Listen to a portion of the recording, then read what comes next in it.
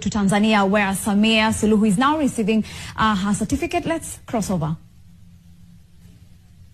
Kidogo cha 10 cha sheria ya uchaguzi wa rais wa bunge na madiwani, sheria namba 1 ya mwaka 2024, umechaguliwa kuwa rais wa Jamhuri ya Muungano wa Tanzania katika uchaguzi mkuu wa mwaka 2025 uliofanyika tarehe 29 mwezi Oktoba mwaka 2025.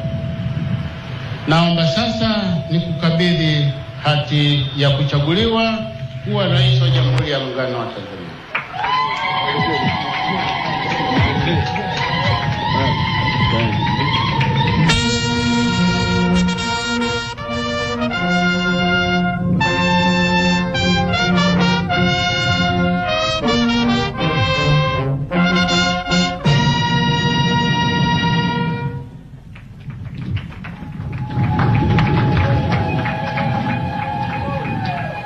Hati ya kuchaguliwa kuwa makamu wa rais wa Jamhuri ya Muungano wa Tanzania.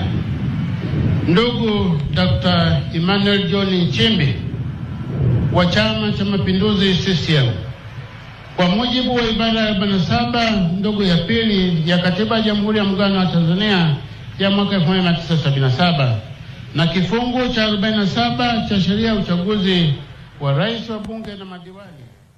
Those were live images of President Samia Suluhu receiving her certificate from the Electoral Commission.